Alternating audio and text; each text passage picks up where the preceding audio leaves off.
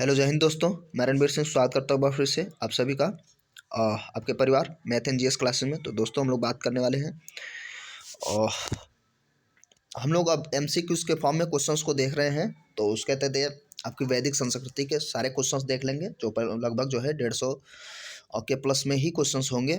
तो उन सभी को हम लोग कवर करेंगे, है ना। और ये वीडियो सीरीज़ बहुत ही बेहतरीन होने वाली है आपकी तैयारी के लिए।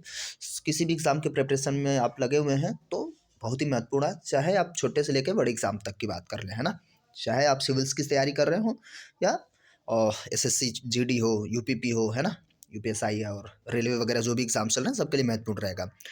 तो एक शब्दों में कहा जाए तो बहुत ही बेहतरीन और सीरीज है।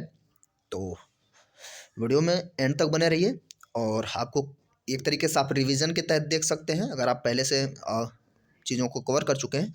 अदरवाइज़ आपका ये ऐसे भी काफ़ी इम्पोर्टेंट रहेगा। तो चलिए वीडियो को शुरू करते हैं, है ना। और चैनल पर नए हैं तो सब्सक्राइब कर लीजिए और साथ साथ नोटिफिकेशन बेल को हिट कर लेंगे जिससे मिल सके नोटिफिकेशन सबसे पहले, है ना। दोस्तों के साथ भी शेयर करिए। क्या कह रहा है, वैदिक, पूर्व वैदिक या ऋग्वैदिक। देखिए एक्चुअली में सिर्फ वैदिक संस्कृति की बात करें तो ये 1500 से 600 ईसा पूर्व के बीच में इसका टाइम ड्यूरेशन था। अब देखिए ये जो है ना सिंधु सभ्यता के बाद की संस्कृति है, ठीक है। सिंधु घाटी सभ्यता के बाद और वैदिक संस्कृति शुरू होती है। सिलेबस के हिसाब से अगर आप जानते होंगे तो जानते हैं, अदरवाइज देखिए अगर हम बात करें सिंधु घाटी सभ्यता या हड़प्पा सभ्यता जो भी हम कह लेते हैं तो उसका जो टाइम ड्यूरेशन होता है वो कितने से, वो 2500 से लेकर 1750 तक, ठीक है। ईसा पूर्व है, ये दोनों के दोनों ईसा पूर्व हैं। और 2500 से लेकर के 1750, देखिए कहीं कहीं पे 1500 लिखा होता है तो उसमें आप कंफ्यूज ना हो, है ना। एक मतलब एक तरीके से सटीक इसको मान लिया जाए, नहीं तो मोटा मोटी आप 1500 भी कह सकते हैं, कोई दिक्कत नहीं है। चलिए हम लोग बात चर्चा करते हैं। पूर्व वैदिक या वैदिक संस्कृति का काल किसे माना जाता है। जो पूर्व वैदिक काल, ऋग्वैदिक जो वैदिक है वो तो टोटल 600 तक है। तो एक चीज़ तो क्लियर है कि ये शुरू होगा आपका कहाँ से, स्टार्टिंग इसका होगा 1500 से, है ना, और 1500 से 1000 के बीच में, ठीक। उसी हिसाब से फिर हम बात करेंगे नेक्स्ट क्वेश्चन, उत्तर वैदिक संस्कृति यानी उसके बाद का जो समय काल रहेगा। तो एक चीज़ तो क्लियर हो जाएगा कि हम लोग कहाँ से देखेंगे, 1000 से, तो 1000 से लास्ट वाला ये है बस, 1000 से 600 ईसा पूर्व तक, ठीक है। अब हम लोग आगे क्वेश्चन देखते हैं। ये देखिए यूपी पीसीएस में आया था, तो ऐसा ही क्वेश्चन है सब बेहतर बेहतर से। आर्य का शब्द क्या होता है भाई, आर्य का मतलब होता है श्रेष्ठ या कुलीन, ठीक है। ज़्यादा बात नहीं करेंगे, डायरेक्ट आंसर पे हम लोग बात करेंगे। प्रारंभिक आर्यों के बारे में निम्न कथनों में से कौन सा सही नहीं है। वे संस्कृत बोलते थे, बिल्कुल सत्य है, ये है।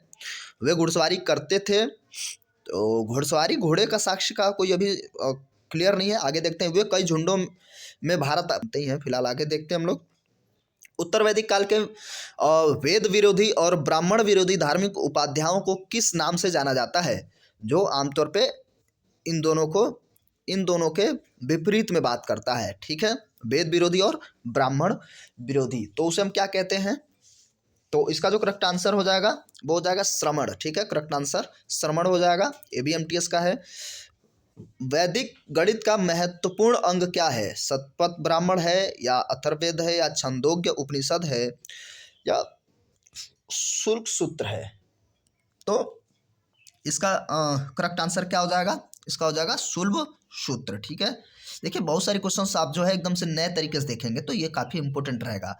वैदिक गणित का महत्वपूर्ण अंग शुल्ब सूत्र, ये याद रखिए, और सूत्र से आपको याद हो जाएगा, अच्छा सूत्र फार्मूला इसी में लगाते हैं, ठीक है।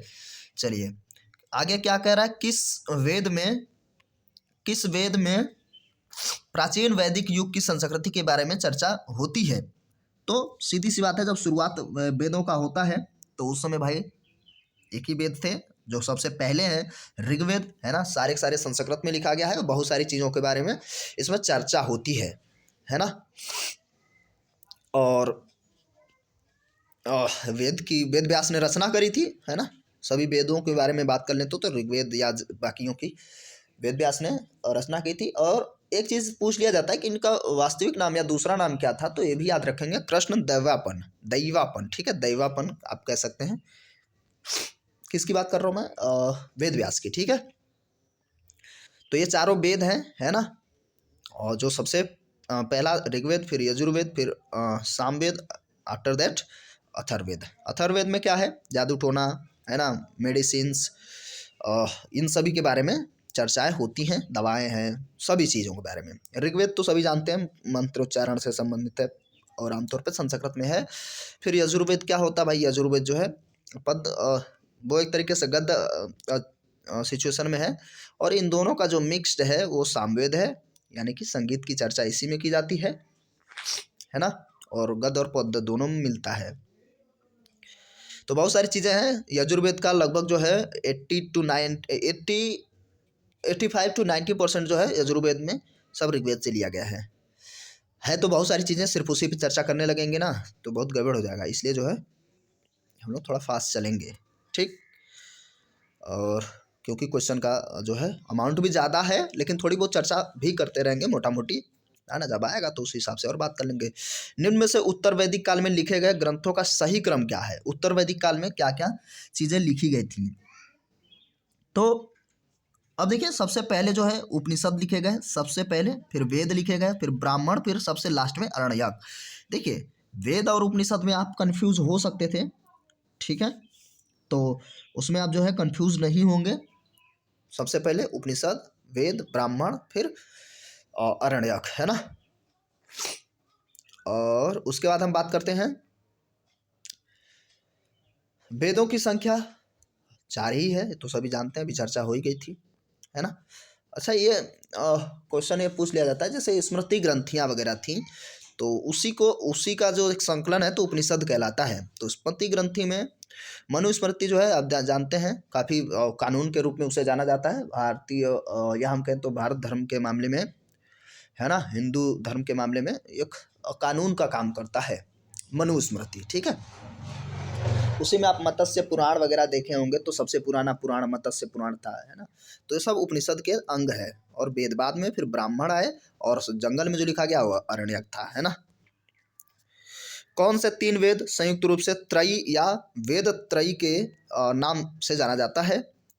तो देखिए, किन 3 को, देखिए 4 तो हैं, लेकिन 3 को मिला करके वेद त्रयी बनाया गया है। तो देखिए अथर्ववेद छोड़ दीजिए, बाकी आंसर हो जाएगा, है ना। ऋग्वेद, यजुर्वेद और सामवेद। तो अथर्ववेद को छोड़ दीजिए, जादू टोना दवाई और ये सारी चीज़ें हैं उसमें, उसको छोड़ दीजिए। तो वेद त्रयी क्या हो जाएंगे? ऋग्वेद, यजुर्वेद और सामवेद। भारत का के राज्य चिन्ह में प्रयुक्त होने वाला सत्य में हो जाते हैं, सभी जो जानते हैं। मुंडक उपनिषद जो किससे लिया गया है? आपके अथर्ववेद से लिया गया है, ठीक है, सत्यमेव जयते। वैदिक आर्यों का मुख्य व्यवसाय क्या था? पशुपालन था। ये देखिए ऑलरेडी थोड़ा बहुत और यदाकद आपको शायद ठीक उक लगा, मिल जाएगा, कोई बात नहीं, हम लोगों को तो याद ही करना है ना। तो पशुपालन, ठीक है। भारतीय संस्कृति का आदि ग्रंथ, संगीत मैंने कहा था सामवेद में जो है सबसे पहले गाना वाना शुरू कर दिया गया था, तो सामवेद है। प्रथम विधि निर्माता, लीजिए अभी जो चर्चा मैं सोच रहा था, मैं एडवांस बता रहा हूँ, वो ऑलरेडी है इसमें। मनुस्मृति जो है विधि निर्माता थे। कृष्ण भक्ति का प्रथम प्रधान ग्रंथ तो श्रीमद् भागवत गीता ही है भाई, सीधी सी बात है। महाभारत, है ना, और महाभारत की रचना भी वेद व्यास ने ही की थी, और महाभारत को जय संहिता भी कहा जाता है, ठीक है, या सहस्त्र कुछ ऐसे करके कहा जाता है, शायद अभी आगे मिल जाएगा तो ठीक है, नहीं मिलेगा तो बात कर लेंगे। गीत गोविंद की रचना जयदेव ने की थी, है ना, तो ये भी बढ़िया है। आगे बढ़ते हैं। ऋग्वेद में संपत्ति का प्रमुख रूप क्या होता था? तो गोधन। अच्छा, ये जो है देखिए, भूमि से कोई वैल्यू नहीं थी, ए और बी में जाके गवर्न नहीं करेंगे। देखिए आरआरबी में आया है ना, स्टेशन मास्टर, गुड्स गार्ड, इस लेवल के एग्जाम में। तो देखिए ऋग्वेद की में संपत्ति का जो प्रमुख रूप था वो कितनी आपके पास गाय हैं, गायों की संख्या इज इक्वल टू प्रॉपर्टी, समझ रहे ना, होल प्रॉपर्टी। तो ये बहुत अच्छा सा माहौल है। और आगे बात करते हैं हम लोग।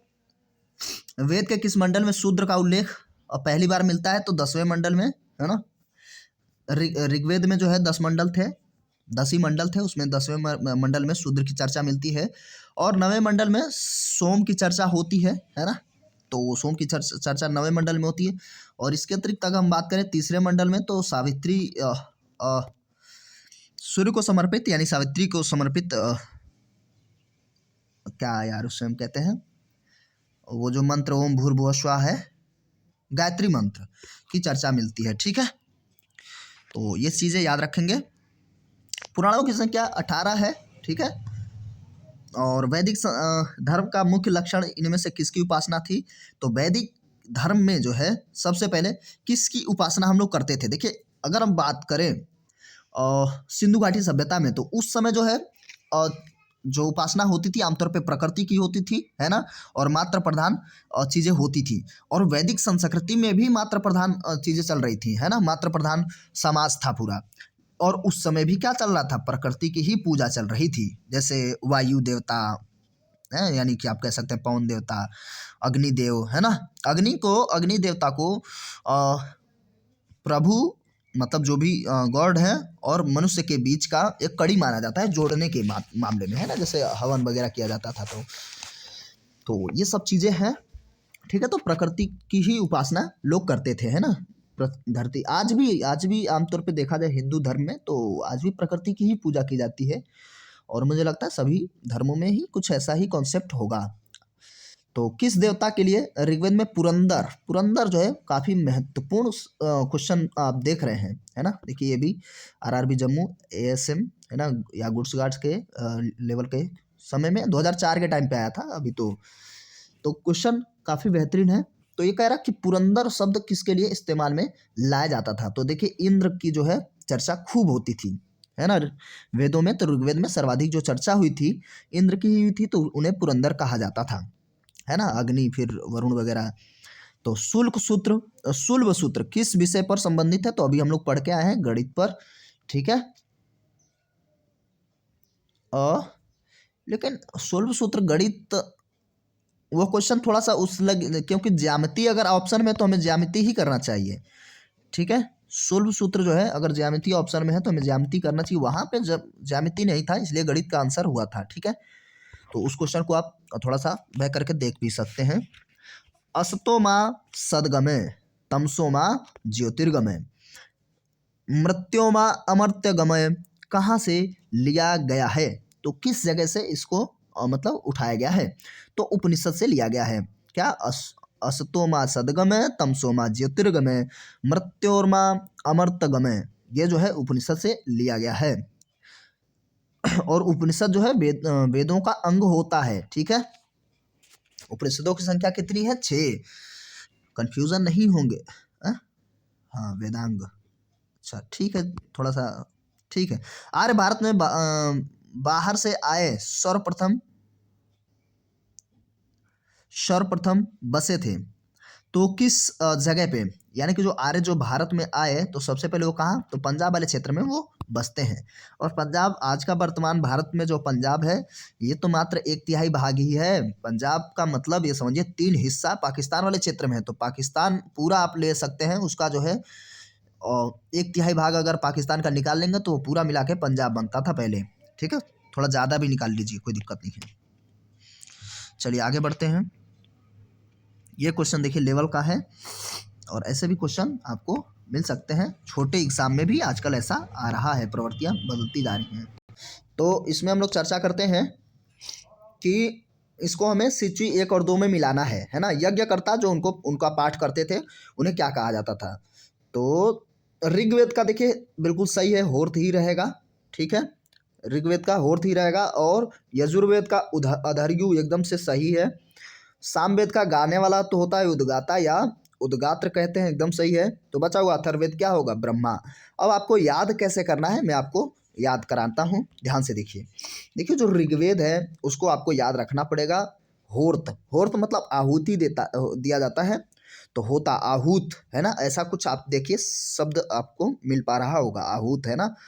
तो होर्थ होता ऐसा कुछ ऋग्वेद में। ठीक है, अब सामवेद को ध्यान से देखिए। सामवेद क्या है?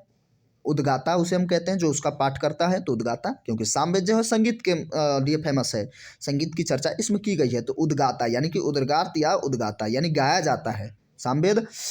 अब देखिए जैसा यजुर्वेद लिखा है, यजुर्वेद तो उधर्यु कुछ ऐसा ही है ना, कुछ इसी टाइप का है, थोड़ा सा ध्यान देंगे। लेकिन अब आप अथर्ववेद और ब्रह्मा को, अब देखिए इसको याद करने का तरीका क्या है। अथर्ववेद जो है ना, अथर्ववेद में जादू टोना की बात की गई है ना, जादू टोना।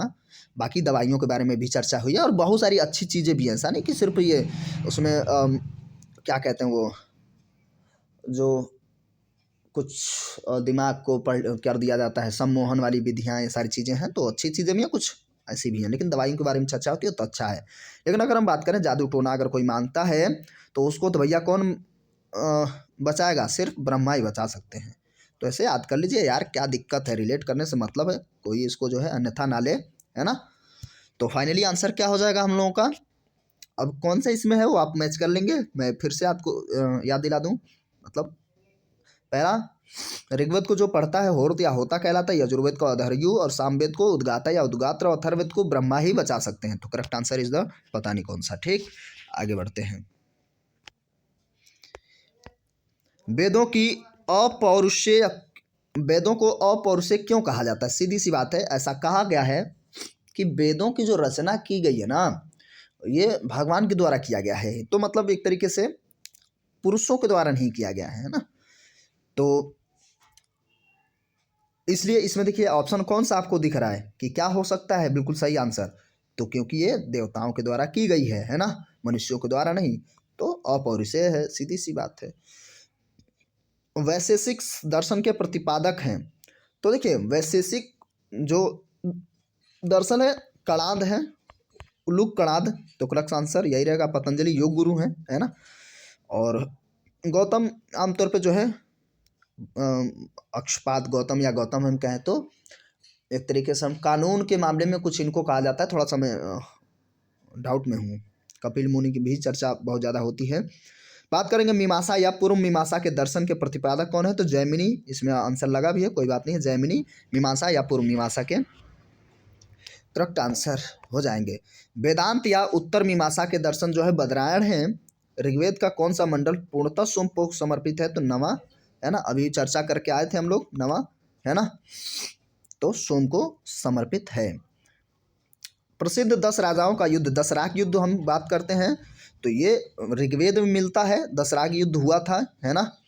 और इसमें ऐसा, अगर आप हिंदू धर्म में थोड़ी सी चीज़ें जानते हैं तो ऐसा कहा जाता है, पता नहीं कौन से एक शुक्राचार्य थे राक्षसों के गुरु ऐसा कुछ करके, तो देवताओं और राक्षसों के बीच में ऐसा लड़ा गया था कुछ। ठीक है, मैं भी बहुत ज़्यादा इसमें ध्यान नहीं देता हूँ। हाँ, लेकिन युद्ध जो हुआ था परोशनी नदी के तट पर हुआ था, यानी कि आप कहें तो जम्मू कश्मीर के आसपास वाले क्षेत्र में। ठीक, चलिए हमें आगे आगे बढ़ना है। दर्शन शास्त्रों में भू राजस्व की दर 1/4 की चर्चा की गई। दर्शन शास्त्रों में भू राजस्व की दर 1/4 अलग अलग देखे। अगर हम बात करें गुप्त साम्राज्य के बारे में तो 1/6, या कुछ कुछ जगहों पे देखिए कोई सिंचाई का अगर साधन, वो अलग अलग है, सिंचाई का कोई साधन देते 1/3 कर देते थे सब, है ना, मौर्य साम्राज्य के समय में। फिलहाल हम अभी क्या चल रहा है वैदिक संस्कृति में, तो धर्मशास्त्रों में भू राजस्व की दर क्या थी, 1/4। 800 ईसा पूर्व से 600 ईसा पूर्व के काल के युग को हम लोग क्या कहते हैं, ब्राह्मण युग कहते हैं। ठीक है, करेक्ट आंसर हो जाएगा ब्राह्मण युग। ठीक है, किस काल में अछूत की अवधारणा स्पष्ट रूप से उदय हुई? देखिए अछूत की चीज़ें शुरू हो गई थी। हम जब वैदिक काल, वैदिक संस्कृति पढ़ते हैं तो चीज़ें वहीं से धीरे धीरे हमें ऐसा साउंड शुरू हो जाता है कि अच्छा ऐसा चीज़ें होती हैं। तो एक्चुअली करते कराते जो है धर्मशास्त्र काल में इन चीज़ों को अच्छे से डिफाइन कर दिया गया। जो काम लोग करने लगे वो उसी जाति के हो गए। ये जो है सबसे मतलब बुरी स्थिति रही है। बाकी बहुत सारी चीज़ अच्छी थी। एशिया माइनर स्थिति बोगाजगोई का महत्व इसलिए है क्योंकि वहाँ जो अभिलेख प्राप्त हुए हैं वो 4 वैदिक देवताओं इंद्र, वरुण और मित्र नासत्य का उल्लेख मिलता है। बोंगोजगोई बिल्कुल करेक्ट आंसर है ना। एशिया माइनर यानी कि हम कहें तो ईरान वाले क्षेत्र की बात हो रही है, तो करेक्ट आंसर यही हो जाएगा। अगर और कोई इनमें से, अगर सभी, तो इनमें सभी है, नहीं तो आगे हमें देखना ही नहीं है, देख लेते हैं। मध्य एशिया व तिब्बत के बीच एक महत्वपूर्ण व्यापारिक केंद्र था, इससे कोई लेना देना नहीं। वेद के मूल ग्रंथ की रचना यहीं हुई थी ना। हाँ, ये है कि यहाँ पे जो है आपके इंद्र, वरुण, मित्र, नासत्य की मतलब के बारे में उल्लेख मिलता है बोंगजगोई से। यहाँ बोंगजगोई लिखा है, कोई बात नहीं है, कहीं कहीं पे आपको बोंगजगोई लिखा हुआ मिलेगा। गायत्री मंत्र देवी सावित्री को समर्पित है किस वेद में है भैया? तो हम किस में बात कर रहे थे? तो ऋग्वेद में, सीधी सी बात है। तो हम आगे ऋग्वेद लगा करके क्या करेंगे, चल पड़ेंगे। न्याय दर्शन को प्रचारित किया था, तो न्याय दर्शन शुरू किया था ऋषि गौतम ने। अभी मैं यही चर्चा कर रहा था, लेकिन थोड़ी सी शब्द शायद मैं नहीं बोल पा रहा था।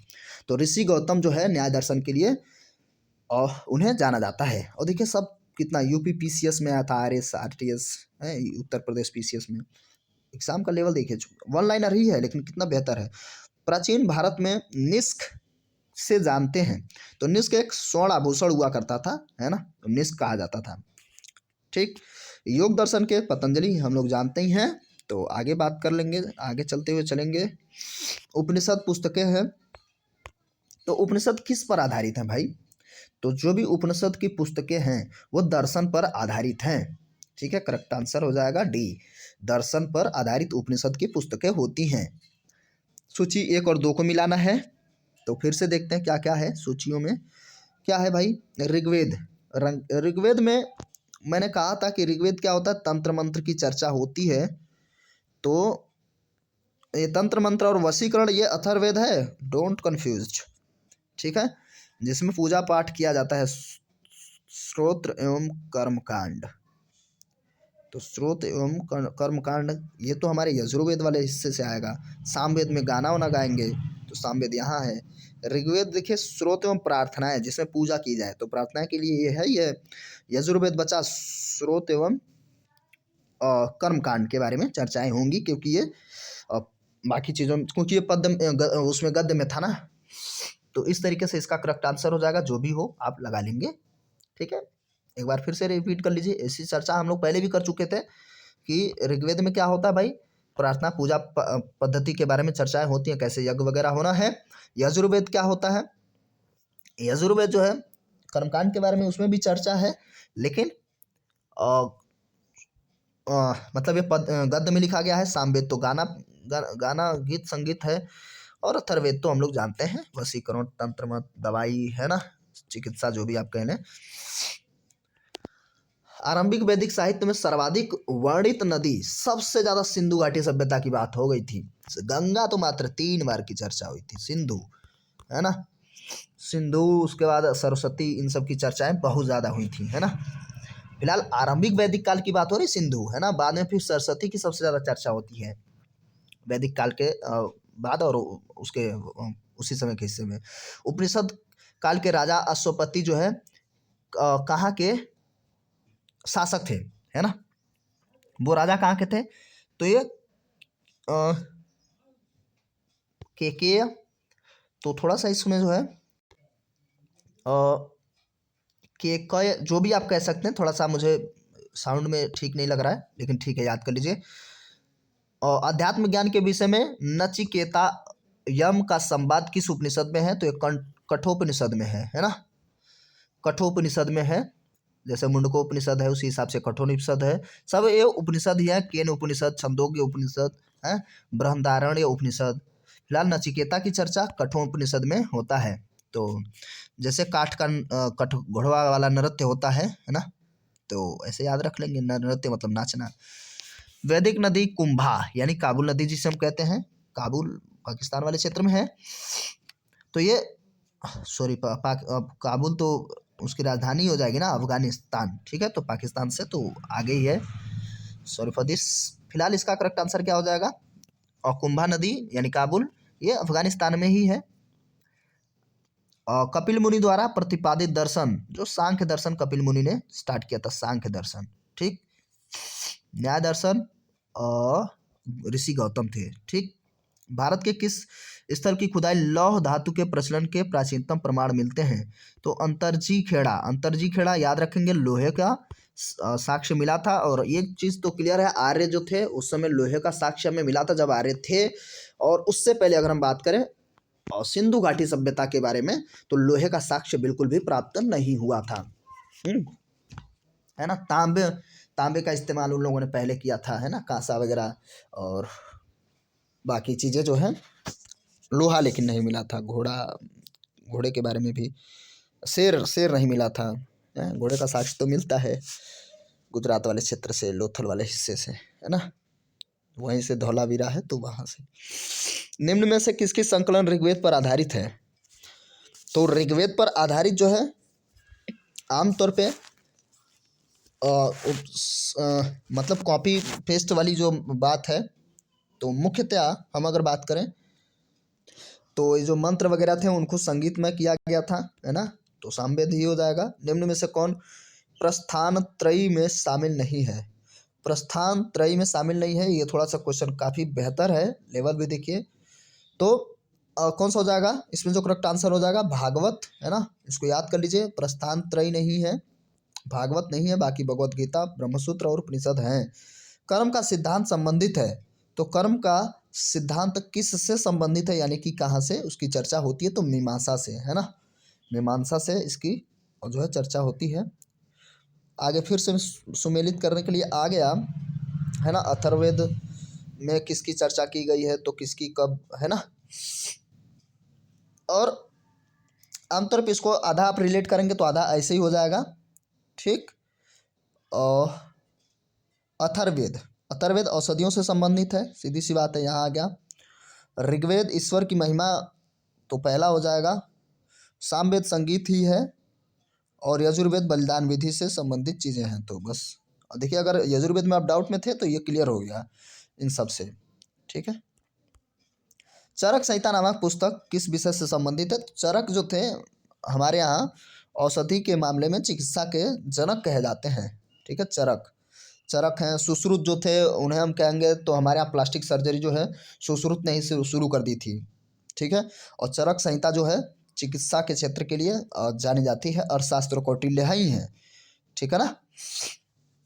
आगे यज्ञ संबंधी विधि विधानों का पता चलता है, तो यज्ञ संबंधी विधि विधान, तो इसकी चर्चा हम कहाँ से? जो विधि विधान है यजुर्वेद से, और बाकी देखिए विधि, अब समझिए, यज्ञ विधि विधान है यजुर्वेद से, क्योंकि इसी की चीज़ें को गद्य के रूप में कन्वर्ट किया गया है।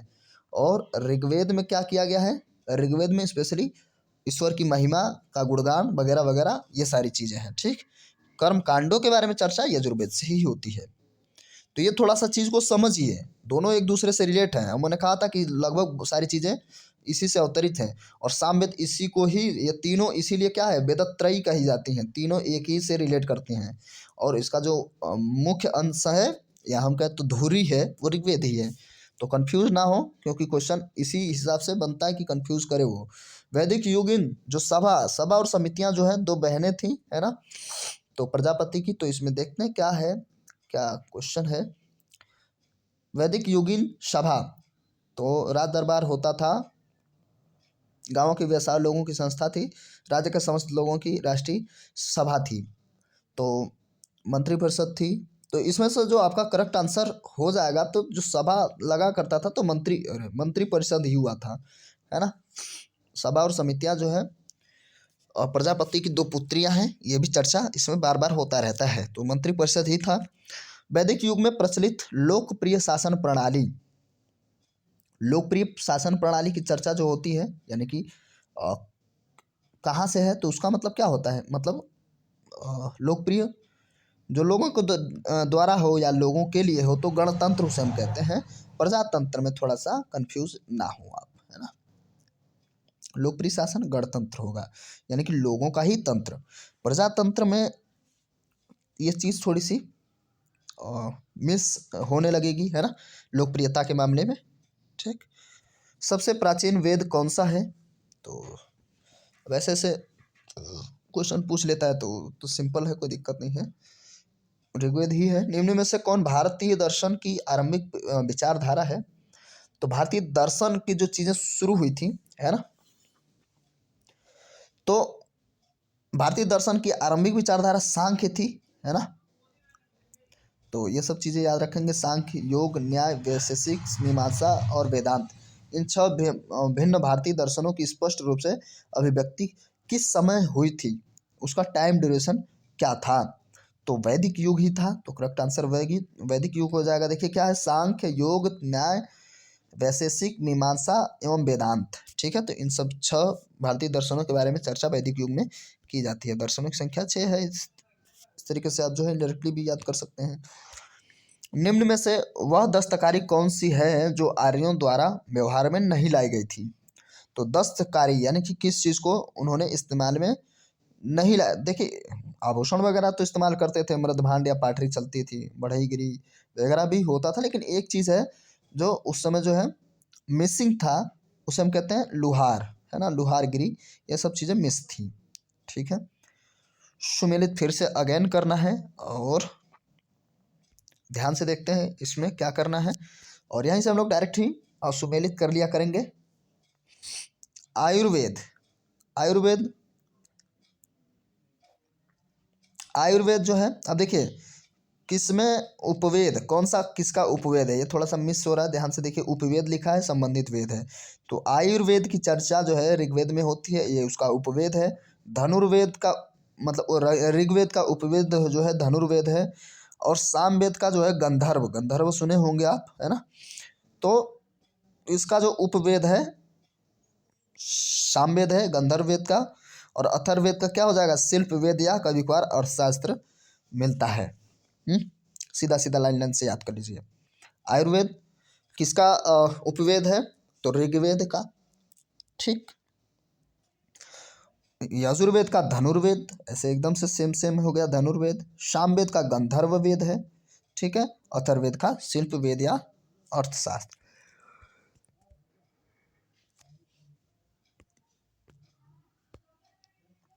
क्या कह रहा है आगे देखते हैं। ऋग्वेद के किन 6 मंडलों को वंश मंडल या गोत्र मंडल के बारे में उसकी चर्चा होती है। तो देखिए ऋग्वेद के दूसरे से 7वें मंडल के बीच में उसे हम कहते हैं, इसमें जो 6 मंडल हैं इसमें चर्चा होती है वंश की या गोत्र की। ठीक है, बस सुनते रहिए, याद होता रहेगा।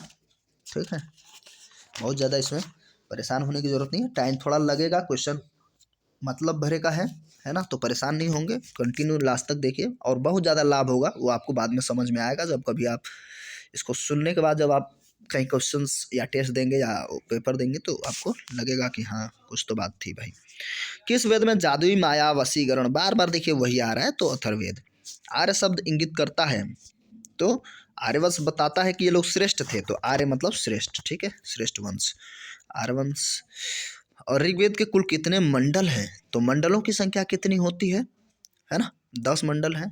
ठीक, ऋग्वेद के, कई बार यही बात हो रही है, तो देखिए रिपीट रिपीट रिपीट होकर वही सब चीज़ें जो है आपको एकदम से याद करा देगा। आर्य भारत में संभवतः आए थे, तो मध्य एशिया से आए थे, बहुत सारे लोगों की बहुत सारे मतें हैं, तो वो आमतौर पे लोग कहते हैं मध्य एशिया से। जो भी अंग्रेज़ वगैरह आएंगे तो वो कहेंगे मध्य एशिया से नहीं, फिर कहेंगे पश्चिमी एशिया से, यूरोप वाले क्षेत्र से, तो वो लोग कहेंगे अच्छा वो हम ही लोग थे, वो एक अलग विषय है।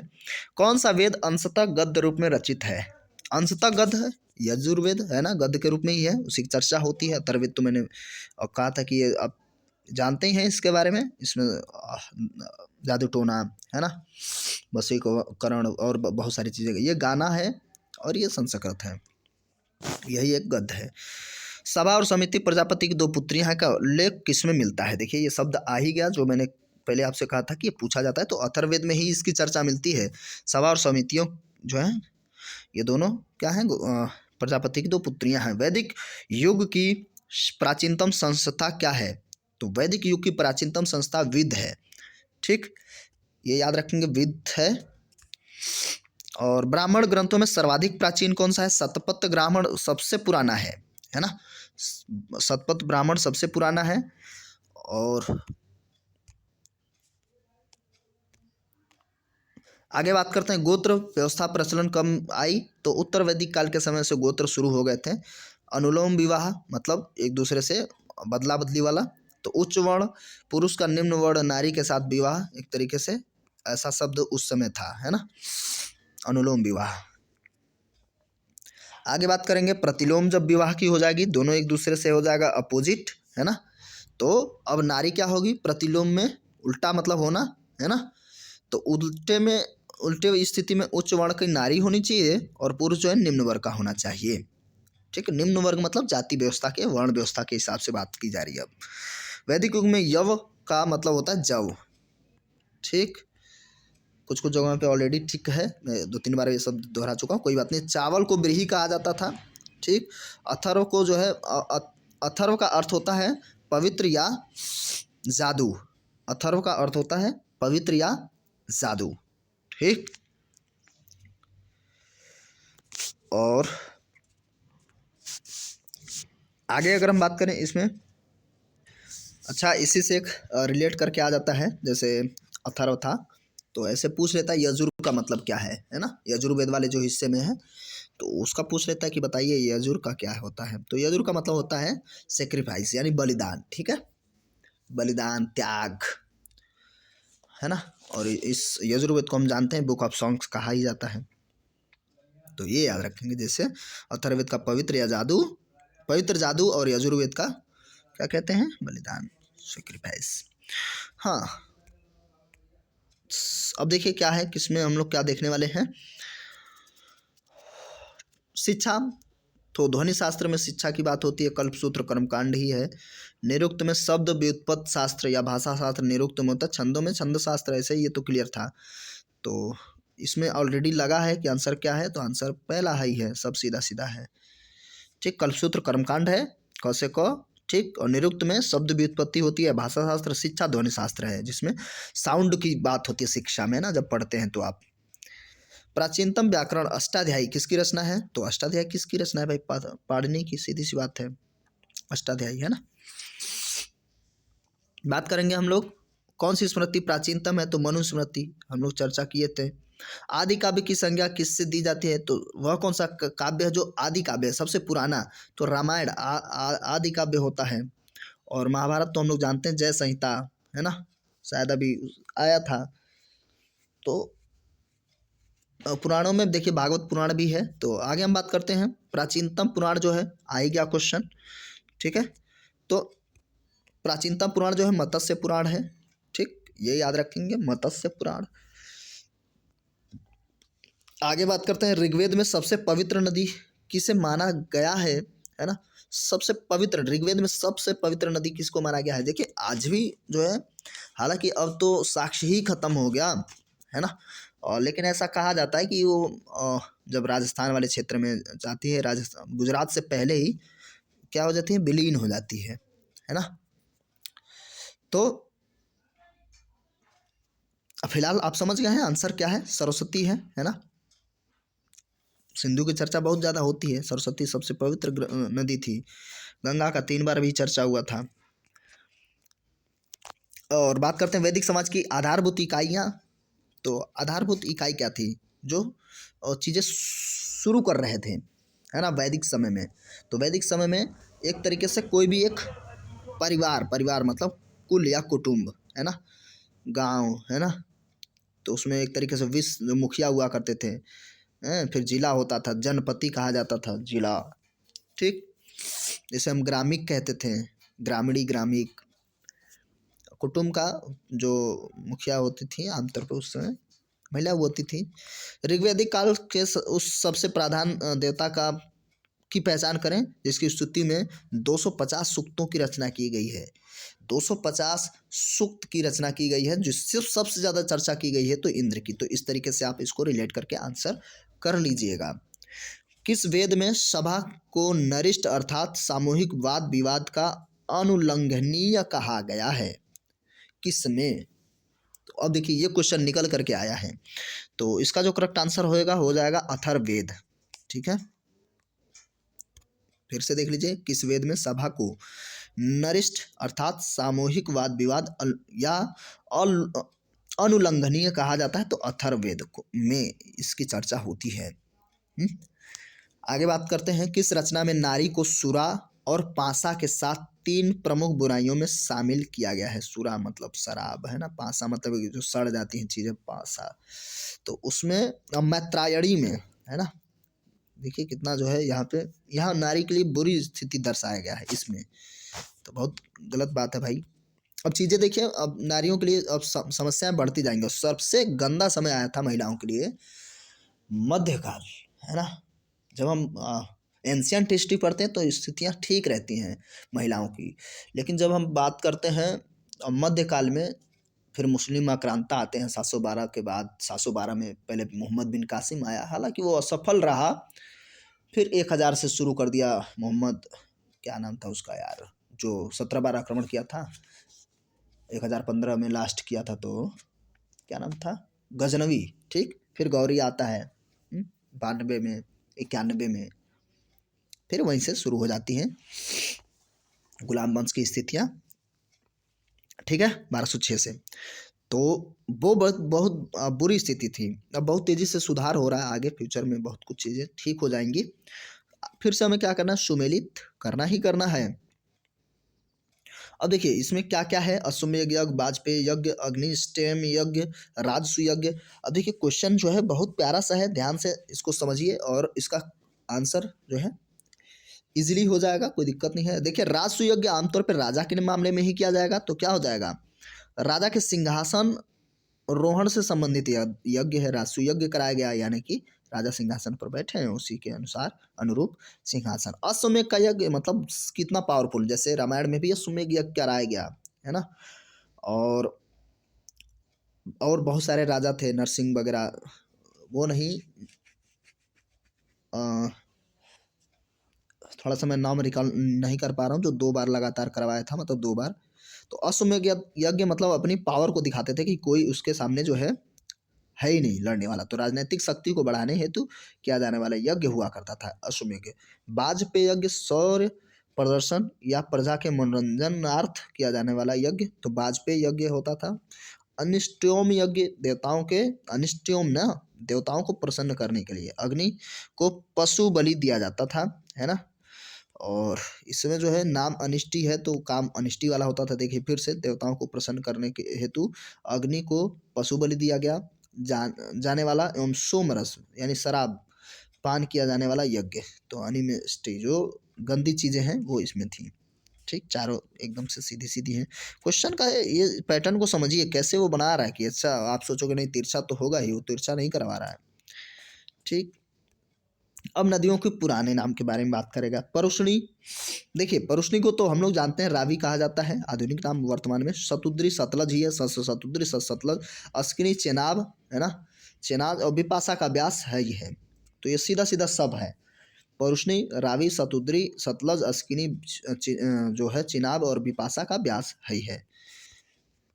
संस्कारों की कुल संख्या कितनी है, तो 16 संस्कार की चर्चा की गई है। आप बार बार सुनते ही होंगे, 18 संस्कार नहीं सुने होंगे ना, तो बस सीधी सी बात है 16 संस्कार है। उपनयन संस्कार, पता नहीं कौन फलाने संस्कार, वो सब होता है। अब फिर से हमें सुमेलित ही करना है, सुमेलित करना है। ब्रह्म विवाह, देव विवाह, आर्ष विवाह और प्रजापत्य विवाह। तो ध्यान से देखिए इसमें जो है बड़ा ज़बरदस्त तरीके का जो है, अगर आप डिटेल्स में कभी देखेंगे तो आपको लगेगा कि हाँ क्या होता था। तो देखिए जब इसको आप डिटेल्स में पढ़ेंगे तो ऐसे ऐसे विवाह हैं, फिलहाल ये जो है अच्छे विवाह यहाँ पे दिया है, ऐसे ऐसे विवाह है जिसमें बड़ा जो है, चलिए रहने दीजिए, कहना भी ठीक नहीं है। आज के ज़माने में जो है ना, पता नहीं कौन नेताजी कुछ कह रहे थे, तो उस टाइप के देखिए विवाह हुआ करते थे, मतलब वो कह दिया गया विवाह है ना। ज़बरदस्ती वाली चीज़ों में तो 50 विवाह, है ना, ऐसे ऐसे दानव विवाह, ऐसे ऐसे नाम थे। चलिए इसमें थोड़े से अच्छे वाले हैं, जैसे ब्रह्म विवाह की बात करें। ब्रह्म मतलब जो समान जाति में हो जाते थे, है ना, समान वर्ण या जाति में हो जाना, वो ब्रह्म विवाह होता था, यानी कि ऐसा ठीक माना जाता था। देव विवाह, जो देवी देव के नाम से यानी पुरोहित जो कराते थे, है ना, तो पुरोहित का पारिश्रमिक में मिले कन्या के साथ विवाह, ये थोड़ा सा ध्यान से देखिए, पुरोहित का पारिश्रमिक में मिले कन्या का विवाह, जो पुरोहित को पारिश्रमिक में मिल गई कन्या है, मिली हुई कन्या है, उसका विवाह देव विवाह। आर्ष विवाह, कन्या के मूल रूप में एक जोड़ी गाय व बैल चुकाकर उसे आर्ष विवाह किया जाता था, है ना, उसके मूल रूप में एक गाय या बैल जो है उसके बदले में दिया जाता था, आर्ष विवाह हो गया। प्रजापत्य विवाह, बिना दहेज का विवाह। और एक चीज़ मैं बात करूँगा, गंधर्व विवाह बहुत ज़्यादा आजकल हो रहा है, वो गंधर्व विवाह। गंधर्व विवाह का मतलब पति पत्नी, मतलब जो 2 लड़के लड़कियां हैं आपस में बस ऐसे ही बरमला डाल लिए, हो गया, आप लव मैरिज कह सकते हैं उसको, है ना, जो इस तरीके से ना हो, किसी मंदिर में जाके बस ऐसे ही माला डाल दिए, वो होता है गंधर्व विवाह। तो ऐसे ऐसे विवाह हैं, बहुत सारे विवाह की चर्चाएं मिलती हैं, डिटेल्स में देखेंगे तो। फिलहाल ये जो है इसमें से ही क्वेश्चन पूछेगा, बहुत ज़्यादा नहीं पूछेगा। वैसे भी ऐसे विवाहों को जहन में लाना भी ठीक नहीं है। लो आ ही गया, मैं सोचा था कि नहीं, देखिए आ गया।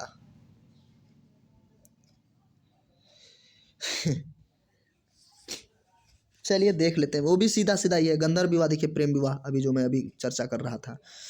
असुर विवाह, कन्या को खरीद कर किया गया विवाह, देखिए आ गया। राक्षस विवाह, पराजित राजा की कन्या का अपहरण करके जो विवाह किया गया वो राक्षस वाला है। सबसे घिनौना 50 विवाह, सोई हुई अवस्था में कन्या को गुमराह कर या मानसिक रूप से अस्वस्थ कन्या को गुमराह कर उसके साथ किया गया विवाह। तो विवाह नहीं, अभी ये जो शब्द यहाँ पे विवाह करके जो लिखा है वो ठीक है, यहाँ संबंध लिखा होता है, समझ रहे ना। तो विवाह लिखा है तो चलिए ठीक है कम से कम। तो ये देखिए आ गया आसुर, राक्षस और 50। गंधर्व विवाह तो चलिए ठीक है, बहुत ज़्यादा गंधर्व विवाह चल रहा है आज के मामले में। आसुर विवाह, कन्या को मतलब खरीद लिया गया। राक्षस में जो है हरा दिया गया, तो फिर जो शादी कर लिए। 50 विवाह में सबसे बुरी स्थिति, लेकिन एक विवाह लिखा है तो ठीक है, क्योंकि मैं उसको अच्छे से देखा हूँ ना, तो इसलिए कह रहा हूँ कि ऐसे से। चलिए, बहुत सारी चीज़ें वहीं से शुरू हो गई थी, तो आज उसका जो है बहुत ज़्यादा जो है, अरे अब ये देखा जाए कि जो मध्यकाल भारत था उससे कौन सा आज की स्थिति सही है, लगभग सेम है, एकदम से दरिद्र स्थिति।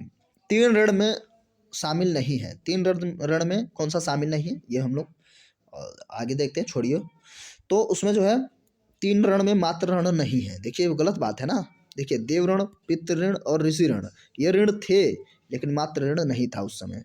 तो आज भी नहीं, आज तो आज के ज़माने में तो कोई ऋण ही नहीं है, क्योंकि लोग सोचते नहीं उसके बारे में। ऋग्वेदिक काल से संबंधित मृदभांड संस्कृति है, कौन सी संस्कृति है जो ऋग्वेदिक काल के टाइम ड्यूरेशन में थी? तो गेरुवर्णी मृदभांड संस्कृति, ठीक है। चित्रधूसर मृदभांड वगैरह वो सिंधु घाटी सभ्यता में थी। तो पहला ए और बी सी के चक्कर में 2 आते हैं ना, तो कंफ्यूज करने के लिए वो नहीं लगाएंगे। गेरुवर्णी मृदभांड संस्कृति वैदिक काल के, ऋग्वेदिक काल के समय का है। चित्रित या धूसर मृदभांड आप जब सिंधु घाटी सभ्यता पढ़ते हैं तब। उत्तर वैदिक काल से संबंधित मृदभांड, अब उत्तर वैदिक काल, चित्रित धूसर मृदभांड जो भी पीजी जो भी है, ये वाली स्थिति है। तो ये उत्तरवादी काल से संबंधित है, यानी वही स्थिति जो मैं कह रहा हूँ अभी, और जो हमारी संस्कृतियाँ आने लगी थी उससे, ठीक है, क्लियर।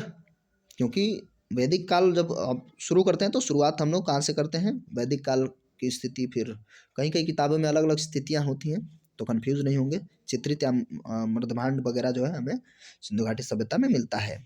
तो ये उत्तर वैदिक काल का जो है समयकाल या संबंधित मृदभांड माना जाता है। हरियाणा प्रांत में चित्रित धूसर मृदभांड, देखिए आ गया वही चीज़।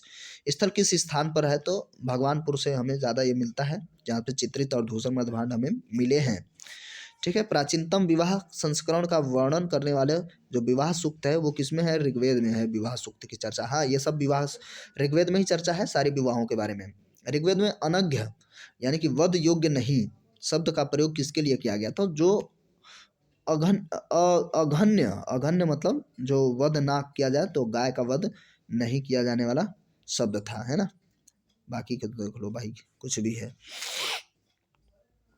चलिए सुमेलित कीजिए, फिर से हमें सुमेलित ही करना है। और अब चूँकि हम चीज़ें जो है धीरे धीरे अब आगे की ओर बढ़ रहे हैं, तो संग्रहित कोषाध्यक्ष जो संग्रहित करता है, कोषाध्यक्ष होता है। भाग दूध तो कर संग्रह करता, ये सारे सारे सीधा ही हैं। देखिए आंसर भी शायद हाँ ये लगा भी है। तो भाग दूध कर संग्रह करता होते थे, जो भाग वसूलते थे, ठीक है, यानी कि टैक्स। छता या छत्री तो पासे के खेल में राजा की सहायता जो करता था। और अछवाप प्रतिहार या प्रसाद का संरक्षक, ठीक है, राजप्रसाद का संरक्षक। तो थोड़े से ये जबरदस्त टाइप का क्वेश्चन है, कोई बात नहीं, ध्यान दिए लीजिए, शायद इसमें से बन जाए, नहीं तो कोई बात नहीं है। ऋत यानी प्राकृतिक संतुलन, है ना, ऋतु जिसे हम कहते हैं, स्थापित करने के कारण किस वैदिक देवता को ऋतस्य कहा गया, ऋतस्य गोप कहा गया, तो वरुण को, ठीक है। कौन सा मूलतः जल या समुद्र के देवता हैं, तो वरुण ही हैं, समुद्र या जल के देवता, है ना। अश्विनी कुमार जो है इनकी भी चर्चा ठीक ठाक होती है, इंद्र को तो जानते हैं, बरसात दुनियादारी, है ना। 3 क्रमों में यानी कि पगों में, 3 पगों में तीनों लोकों को माप लेने के कारण उपक्रम कहा जाता है। मतलब उपक्रम कहा जाता है किस व्यक्ति को, तो विष्णु को वो 3 पग में ही सब कुछ माप लिए थे तीनों लोग, ऐसा कहा जाता है। देखिए ये सब बताइए आपके सीरियल्स वगैरह में दिखाए जाते हैं और यहाँ से क्वेश्चन बनता भी है। 1 मिनट, हाँ रितस से ठीक है, 3 पगों में माप लेने का, ठीक है विष्णु ही थे, तो यार सीरियल की बात है तो पता ही होना चाहिए। सुमेलित कीजिए, चलिए सुमेलित करना है। पूषण, जो पूषण थे वो विवाह के देवता थे, पूषण। रुद्र, पशुओं के देवता रुद्र थे। घोष या दौद ये जगत के पिता हुआ करते थे, ठीक। अदिति, देवों के महान माता अदिति, सीधा सीधा ही है। ये ऐसा क्यों दे रहा है यार बार बार, ऐसे तो मान लीजिए अगली बार कहीं आपको क्वेश्चन में मिल जाए तो बड़ा गड़बड़ हो जाएगा, इसको रट लीजिए भाई। अदिति देवों की महान माता, दौद धौस या दौ जगत के पिता, रुद्र पशुओं के देवता और विवाह के देवता पूषण, ठीक। मनुस्मृति मुख्यतया संबंधित है, तो मनुस्मृति की चर्चा किस पे होती है, तो हम लोगों ने पहले ही चर्चा की थी। देखिए एक्चुअली मनुस्मृति समाज की व्यवस्था से संबंधित है ना, समाज की व्यवस्था से संबंधित, यानी हिंदू धर्म के मामले में हम कहें तो एक स्थिति दर्शाती थी। तो अब देखिए ये क्वेश्चन का लेवल ठीक है, आगे बढ़ते हैं। तो गायत्री मंत्र की रचना गायत्री मंत्र की रचना विश्वामित्र ने की थी, सीधी सी बात है ना। तो बस क्लियर है। आगे अवेस्ता और ऋग्वेद में समानता है। अवेस्ता किस क्षेत्र से संबंधित है, तो अवेस्ता शब्द मतलब कहाँ से है, तो जिंद अवेस्ता ईरान से है ना। ऋग्वेद और जिंद अवेस्ता में जो है, यहाँ पे जिंद नहीं लिखा है, कोई बात नहीं है, अवेस्ता है, दोनों में समानता है ना। और ये ईरान से लिया गया है, मतलब ईरान वाले क्षेत्र में इसकी रचना हुई थी, ठीक है। ये भी एक ग्रंथ ही है। निम्न में से जिंद अवेस्ता आमतौर पे कहा जाता है, तो ईरान वाले क्षेत्र से है। निम्नलिखित में से कौन सी एक ऋग्वैदिक आर्यों की लाक्षणिक विशेषता नहीं है, तो लाक्षणिक विशेषता क्या नहीं है। ऋग्वैदिक वे लोहे के उपयोग से परिचित थे, नहीं उस समय नहीं थे, तो करेक्ट आंसर यही था कि जो नहीं है, ठीक है। वे अश्वों रथों और कांसे का उपयोग से परिचित थे, तो वे गौ से परिचित थे, वे ताम्र और आधुनिक हल फाल से भी प्रयोग करते थे, लेकिन लोहे का उपयोग नहीं करना जानते थे, ठीक। यानी कि अभी स्थिति हमारी जो है लगभग आपका सिंधु घाटी सभ्यता के आसपास आने वाला है। ऋग्वेद में निम्नलिखित की नदियों का उल्लेख अफगानिस्तान के साथ आर्यों के संबंध का सूचक है। अफगानिस्तान के साथ आर्यों के संबंध का सूचक ऐसी कौन सी नदी है, तो देखिए इस नदी की बात करें तो जैसे कुंभा है, क्रमू है ना, ये नदियाँ आपके अफगानिस्तान वाले क्षेत्र में ही होती हैं, है ना। विपाशा सतुद्री परुष्णी इनसे कोई मतलब नहीं है, कुंभा और क्रमू, ठीक। गोमल वगैरह तो पाकिस्तान वाले क्षेत्र से आती हैं, तो हमें अफगानिस्तान वाला ही देखना है, भारतीय नदियाँ हैं। धर्म तथा ऋतु भारत की प्राचीन वैदिक संस्कृति के एक केंद्रीय विचार को चित्रित करते हैं। कुछ क्वेश्चन थोड़े से बड़े दिखेंगे तो आप कंफ्यूज बिल्कुल ना हो, ये पता चले यार, मतलब कंफ्यूज नहीं, मतलब ऐसा ना लगे कि यार क्या देख रहे हैं हम लोग। तो धर्म और ऋतु भारत की प्राचीन संस्कृति वैदिक संस्कृति के एक केंद्रीय विचार को चित्रित करते हैं। इस संदर्भ में निम्नलिखित कथनों पर विचार करेंगे। तो पहला क्या है, धर्म व्यक्ति के दायित्व एवं स्वयं तथा दूसरों के प्रति व्यक्ति की कर्तव्यों की संकल्पना की गई थी, बिल्कुल यह सही है ना। ऋतु का मतलब मूलभूत नैतिक विधान था जो सृष्टि और उनमें अंतर्निहित सारे तत्वों के क्रियाकलापों की संचालन करता है, तो दोनों सही। देखिए धर्म एक्चुअली कि आप धर्म की कोई भी आप धर्म मानते हैं एक तरीके से, और धर्म जो है मानव जाति और मानवता धर्म से बेहतर कुछ नहीं है, तो इसका मतलब क्या है, एक दूसरे के प्रति हमें सजग रहना है ना, और अपने कर्तव्यों का पालन करना है, मदद करनी है। और ऋतु मतलब आज का जो आप बायोडाइवर्सिटी कह सकते हैं, जो भी कह सकते हैं, उसको भी हमें बचाए रखना है, तो दोनों सही हो जाएंगे, ठीक है। तो सी इज द करेक्ट आंसर हो जाएगा, ठीक है। आर्यों को आर्कटिक होम सिद्धांत का पक्ष किसने लिया था, देखिए अब जो लेखक आने लगे अब अपना कुछ ना कुछ, तो बाल गंगाधर तिलक ने कहा था कि भाई ये आर्कटिक होम सिद्धांत वाले क्षेत्र से, यानी वो कहते थे कौन किधर से आया है, तो बाल गंगाधर तिलक इसके जो है पक्षधर हैं। तो होम रूल लीग के मामले में आप जो है थोड़ा सा याद रखेंगे। सूची 1 और 2 को फिर से हमें मिलाना ही है। वैदिक नदियां हैं और आज का आधुनिक नाम है, ठीक है, आधुनिक नाम है, वैदिक नदियां हैं, ठीक। तो देखिए सबसे पहले कुंभा नदी। तो कुंभा जो है वर्तमान का जो हमारे अफगानिस्तान वाले क्षेत्र में कुंभा या कुभा, काबुल नदी को कहते हैं, ठीक। और गंडक, गंडक जो हमारी गंडक जो नदी है, सदानीरा जिसे हम कहते हैं, आज भी इससे क्वेश्चन बन जाता है, गंडक या सदानीरा कह लेते हैं।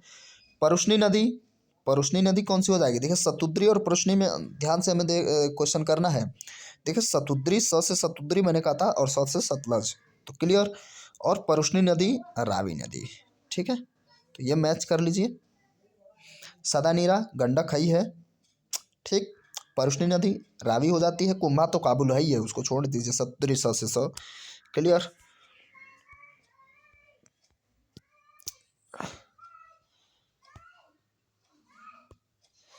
अब क्या है, ऋग्वेद में सूक्त हैं तो ज़्यादा नहीं है, 1028 है, ठीक है। ऋग्वेदों में 1028 सूक्त हैं। पूर्व वैदिक आर्यों का धर्म जो प्रमुखतः था तो प्रकृति की पूजा और यज्ञ वगैरह करते थे, सीधी सी बात है। मैं निम्नलिखित में से किसे भारतीय परमाणुवाद का जनक, तो ऋषि कणादि थे परमाणुवाद के जनक, सीधी सी बात। आगे बढ़ते हैं और बाकियों के बारे में चर्चा क्या करें, हम लोग पहले से चर्चा कर चुके हैं। तो शतपथ ब्राह्मण से संबंधित राजा, विदेद, माधव से संबंधित ऋषि कौन थे? ये क्वेश्चन बहुत जबरदस्त है और लेवल और क्वेश्चन देखिए कहाँ आया है ना, यूपीपीएससी में आया है, ठीक। तो क्वेश्चन पूछा भी क्या है कि शतपथ ब्राह्मण से संबंधित राजा विदेद, जो राजा विदेद थे वो क्या था यार, हाँ, किस विदेद माधव से संबंधित थे। तो किस चीज़ से संबंधित थे? तो आमतौर पे ऋषि गौतम रहुगण, ये थोड़ा सा याद कर लीजिए इनको। विश्वामित्र भारद्वाज से मतलब नहीं है, वशिष्ठ से भी मतलब नहीं है। और ख़त्म हो गया क्या? हाँ बस अब 2 ही क्वेश्चन है, मुझे लगा 150 के आसपास होना चाहिए। चलिए कोई नहीं, 1 घंटे का वीडियो लगभग हो गया। ऋग्वेद के 10वें मंडल में निम्नलिखित में से कौन सा स्रोत विवाह समारोह पर प्रकाश डालता है? तो कौन सा ऐसा समारोह है जो विवाह पर चर्चा कराता है? तो सूर्या सूक्त, ठीक है, सूर्या सूक्त विवाह समारोह पर चर्चा कराता है। निम्न में से किस ग्रंथ को सतसहस्त्री संहिता कहा जाता है? तो यही मैं बता रहा था कि जो महाभारत है उसे सतसहस्त्री, तो कुछ मैं बोल नहीं पा रहा था उसको, है ना, यानी कि 1000 वाली बात हो जाएगी, है ना, संहिता में। तो महाभारत ही है, जय संहिता भी कहा जाता है। चलिए तो अब यहाँ पे जो है क्वेश्चन यहाँ ख़त्म हो गए, 116 क्वेश्चन थे। आगे हम लोग महाजनपद काल से संबंधित क्वेश्चन को देख सकते हैं, है ना। आगे ऐसे ही एक चैप्टर पूरा एमसीक्यूज़ के फॉर्म में हम लोग लेके आएंगे और ऐसे ही चीज़ों को रिवाइज करेंगे, याद करने की कोशिश करेंगे। तो ये वीडियो कैसा लगा? देखिए वीडियो लंबा होगा ही, है ना। अभी इसमें मैं थोड़ा सा कम कोशिश किया हूँ बातचीत करें, तो क्योंकि मुझे लग रहा था 150 के आसपास है, तो मुझे लगा 2 घंटे प्लस चला जाएगा, तो इसलिए कम से कम बात करने की कोशिश कर रहा था। तो ठीक है, कैसा लगा वीडियो कमेंट करके ज़रूर बताइए। और आपकी कोई अपनी क्वेरीज़ हो तो आप भी कमेंट करिए, या आप कोई राय देना चाहते हैं तो definitely I waiting for you. तो ठीक है, मिलता है अगले वीडियो में, तब तक के लिए नमस्कार, जय हिंद।